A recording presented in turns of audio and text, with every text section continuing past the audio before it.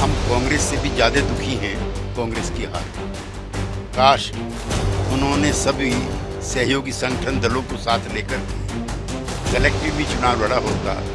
हमारा मानना है कि इसके नतीजे भिन्न भी हो सकते। मध्य प्रदेश में माननीय राष्ट्रीय अध्यक्ष जी के प्रति जो अपमानजनक शब्द जो बोला कमलनाथ जी ने, जिनके अहंकार सर चढ़ के बोल रहा था। रामधारी सिंह दिनकर ने लिखा है कि जब नाश मनुष्य पर छाता है पहले विवेक मर जाता है। तो उनके अमर्यादित बयानों से कांग्रेस हारी है और ज्यादातर जगहों यही हुआ है।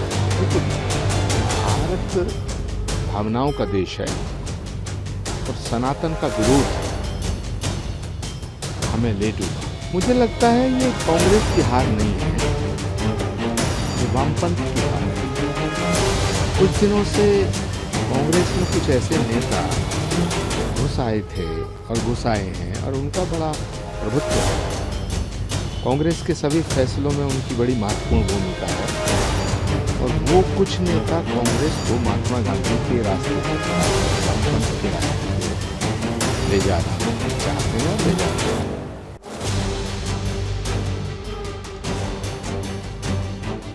5 राज्यों के विधानसभा चुनाव में कांग्रेस को करारी हार का सामना करना पड़ा। कांग्रेस राजस्थान और छत्तीसगढ़ में अपनी सरकार नहीं बचा पाई, जबकि मध्य प्रदेश, जहां उसे सबसे ज्यादा उम्मीद लग रही थी, वहां भी उसे करारी हार का सामना करना पड़ा। मिजोरम में कांग्रेस को मात्र 1 सीट पर जीत मिली, जबकि तेलंगाना में कांग्रेस सरकार बनाने में कामयाब रही। 5 राज्यों के विधानसभा चुनाव में कांग्रेस के खराब प्रदर्शन के बाद अब उसके सहयोगी ही उस पर सवाल उठा रहे हैं और ताने कस रहे हैं। सवाल है कि क्या इंडिया गठबंधन में सब कुछ ठीक नहीं चल रहा? क्या 2024 से पहले इंडिया गठबंधन टूट जाएगा? कांग्रेस की चुनावी हार पर जेडीयू नेता केसी त्यागी का क्या कहना है, सुनिए। नहीं, ये हार दुखदाई है और गठबंधन के संस्थापक सदस्य होने के नाते हम कांग्रेस से भी ज्यादा दुखी हैं कांग्रेस की हार पर। काश उन्होंने सभी सहयोगी संगठन दलों को साथ लेकर के कलेक्टिव भी चुनाव लड़ा होता। हमारा मानना है कि इसके नतीजे भिन्न भी हो सकते थे। लोकसभा चुनाव के लिए हम देशवासियों को, पॉलिटिकल एक्टिविस्ट को विश्वास दिलाते हैं कि हम सब इंडिया के सहयोगी साथी मिलकर के चुनाव लड़ेंगे। वहीं कहा जा रहा है कि विपक्षी गठबंधन इंडिया की 6 दिसंबर को राजधानी दिल्ली में होने वाली बैठक टल गई है। कहा जा रहा है कि 3 बड़े नेताओं के शामिल होने से इनकार करने के बाद मीटिंग को टाल दिया गया है। खबर है कि अगली मीटिंग 18 दिसंबर को होगी। कांग्रेस के राष्ट्रीय अध्यक्ष मल्लिकार्जुन खड़गे ने 6 दिसंबर को ये मीटिंग बुलाई थी। पश्चिम बंगाल की मुख्यमंत्री ममता बनर्जी पहले ही इस बैठक में शामिल होने से इनकार कर चुकी थी। उन्होंने बंगाल में पहले से तय कार्यक्रमों का हवाला दिया था।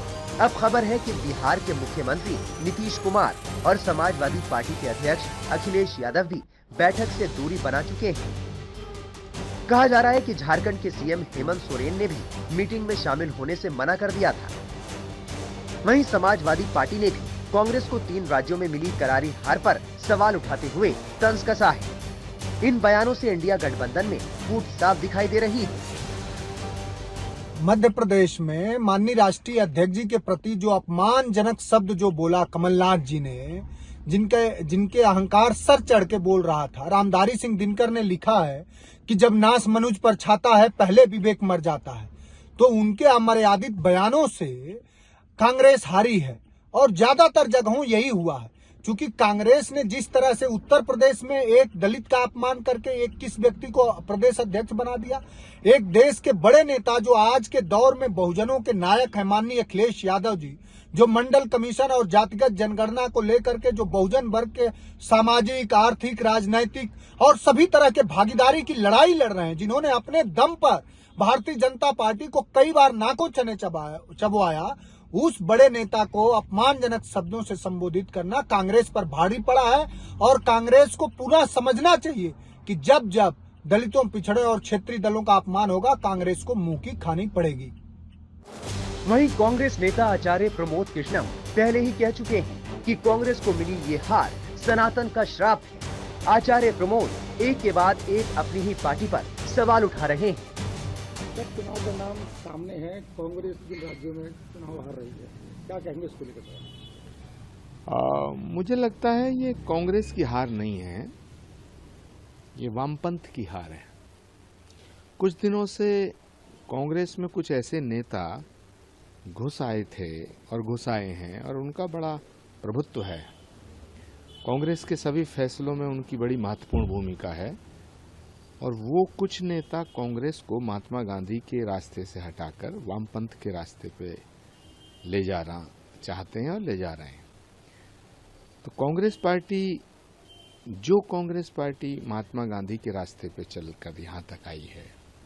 महात्मा गांधी जी की सभा की शुरुआत रघुपति राघव राजा राम पतित पावन सीताराम से होती थी। आज उस कांग्रेस को सनातन के विरोधी पार्टी के रूप में जाना जाने लगा है। ये दुर्भाग्य है। कांग्रेस पार्टी ने अगर ऐसे नेताओं को नहीं निकाला तो कांग्रेस पार्टी की हालत बहुत जल्दी AIMIM जैसी हो जाएगी। कांग्रेस पार्टी के नेतृत्व को इस पर गंभीरता से विचार करना चाहिए और कांग्रेस को महात्मा गांधी, पंडित नेहरू, इंदिरा गांधी, राजीव गांधी की कांग्रेस रहने दिया जाए। कांग्रेस को महात्मा गांधी के रास्ते से हटा के मार्क्स के रास्ते पे ले जाने वाले जो नेता हैं, इनको बाहर का रास्ता दिखाना चाहिए। देखिए, भारत भावनाओं का देश है और सनातन का विरोध हमें ले डूबा। जातिवादी राजनीति को कभी इस देश ने स्वीकार नहीं किया है। 6 सितंबर 1990 का राजीव गांधी जी का भाषण है संसद में, वो सुन लीजिएगा। ये देश अगर जातिवादी होता तो विश्वनाथ प्रताप सिंह को गांव-गांव पूजा जाता। विश्वनाथ प्रताप सिंह जी जब मंडल लाए थे, उनसे बड़ा कोई जातिवाद का कार्ड खेलने वाला नेता नहीं हुआ। लेकिन विश्वनाथ प्रताप सिंह जी की हालत इस देश में क्या हुई, ये सबके सामने है। तो इसलिए जातिवादी राजनीति और सनातन का विरोध, ये हमें ले डूबे।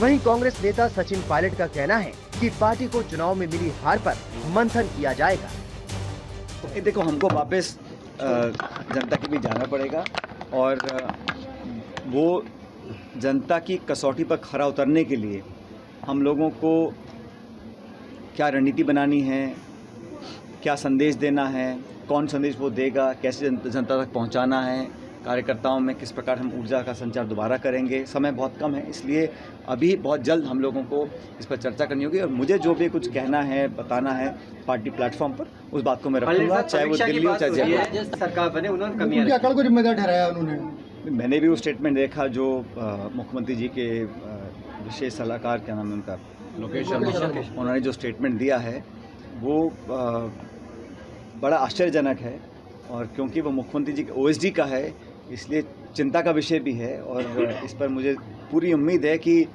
पार्टी कहीं ना कहीं इस पर ध्यान देगी कि ये क्यों कहा गया, क्या सच है, क्या झूठ है।